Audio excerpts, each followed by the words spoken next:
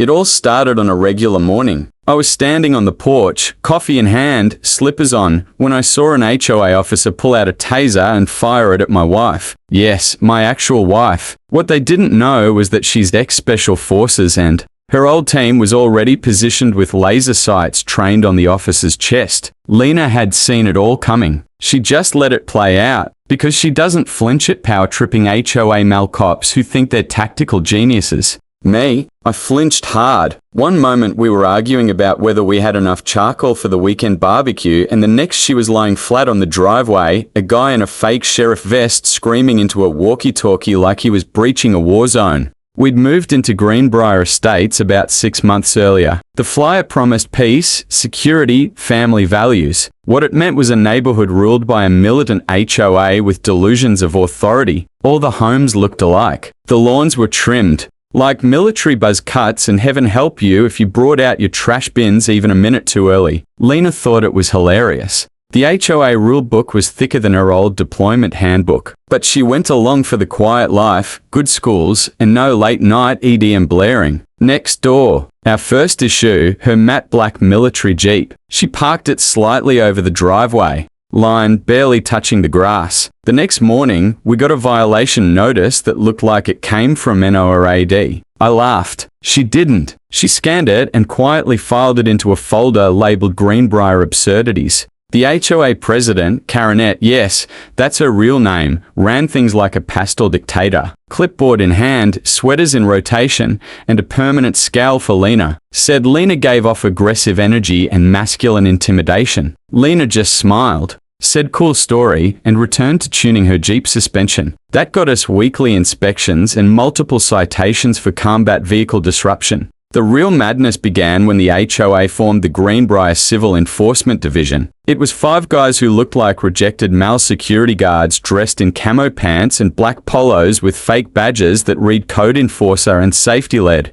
They carried giant flashlights, clipboards, and pepper spray. I once saw one doing baton drills in the cold sack like he was rehearsing for a SWAT audition. Lena observed them with the calm interest of someone who had once negotiated with a cartel leader using only a translator and a wristwatch. She started taking longer walks. She asked quiet questions, ran cables through the attic. When I asked what she was doing, she said, just watching. They're not ready yet. I didn't press. When Lena's watching, you let her watch. Meanwhile, these pretend cops got bolder. They installed cameras on stop signs. They fined kids for sidewalk chalk. They cited an elderly woman for rebellious garden gnomes. One gnome had its middle finger up. They treated it like a hate crime. Then I caught one of them peeking into our window. Lena didn't scream. She asked if he wanted to test his pepper spray against someone who's been tear-gassed 3 times before breakfast. He left quickly. We hosted a 4th of July cookout. Burgers,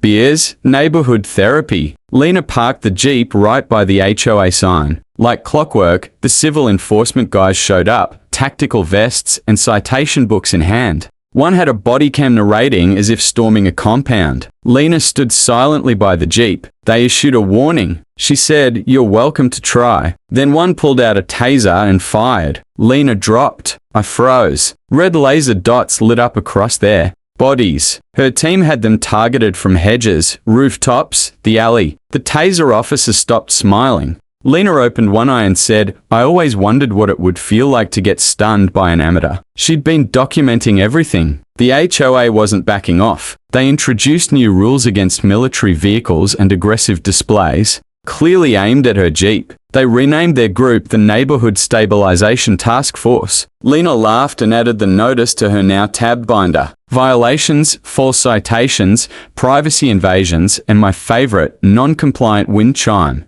Frequency. She didn't confront them. She took longer jog, scouted, received footage and stories from neighbors. Turns out everyone had been bullied. Improper tarp tension, reflective dog collars, you name it. They sent Lena footage and her war room grew. Her team helped quietly. No weapons, just eyes and awareness. Cameras got installed legally. Public areas only. Hose thugs escalated. Random visits, tape measuring lawns, drones over backyards. Lena kept recording, building her case. Karenette strutted around like royalty, but the neighborhood was boiling. Then came the sidewalk chalk. Kids had drawn rainbows and unicorns. Coronet issued $100 fines to their families. The next HOA meeting was packed. Angry parents shouted, refused to be silenced. Lena sat quietly and back with her folder. The next morning, we got another Jeep citation. Presence of warlike aesthetic. Lena smiled and said, "It's time." That evening, at another barbecue,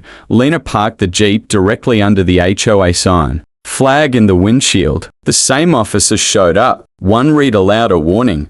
Lena responded, "Which part? The freedom or the horsepower?" Sunglasses guy, the lead, pulled his taser again. She stood in front of the Jeep and said, "You'll have to go through me." He fired. Lena dropped again, but this time it was planned. Red laser dots appeared. Her old team emerged calmly, professionally. Lena rolled over and said, "You need to recalibrate your aim." She stood, pulled the wires off, and was handed a folder. She announced to the neighborhood, "Everything is documented. Body cams, drones, witnesses, it's all submitted." A man in a suit stepped forward. "Agent Walker, DOJ, Office of Civil Enforcement. We've been monitoring Greenbrier since February. Today confirms enough to proceed." The taser cop was arrested. Another tried to object, was reminded impersonating. Law enforcement is a felony. Then Coronet arrived, flanked by board members. Agent Walker said, "You authorized the task force. You're responsible for their actions." She scoffed, claimed it was private. Walker replied, "Your charter expired 16 months ago. You've collected $100,000 in illegal fines. That's not private. That's federal." She went pale. Lena handed over more documents, emails, notes, proof of fraud, and overreach. "You're under investigation for fraud, harassment, and potential RICO violations," Walker said. Coronet was taken away. No pastel cardigan could soften that blow. By nightfall, everything was quiet. Neighbors talked in hushed tones. Jim, the guy across the street, teared up and thanked Lena. He thought he'd have to sell his Mustang to pay HOA fines. Now, the HOA was finished. A week later, Greenbrier's HOA was dissolved, fines nullified, the task force disbanded. Lena deleted her files and resumed jogging like nothing happened. At the next emergency meeting, someone nominated her for HOA president. She accepted with a shrug. Her first act, shred the rule book. Her second, ban citations, fines, and patrols. Invests. The community will run on respect, transparency, and trust, she said. As we left, she looked back at the crowd and said, "Oh, and if anyone sees a clipboard labeled Civil Enforcement Division, toss it in the nearest fire pit." The laughter that followed was genuine. Lena wasn't just my wife. She was a calm storm, the patient undoing of tyranny. When push came to tase her, she didn't push back. She dismantled the whole system. Moral of the story, power abused invites its own undoing. True strength doesn't show off. It watches, waits, and acts with precision. Respect, not fear, is the foundation of real leadership. If you like this story, don't forget to subscribe to the channel and share it with family and friends. Thank you.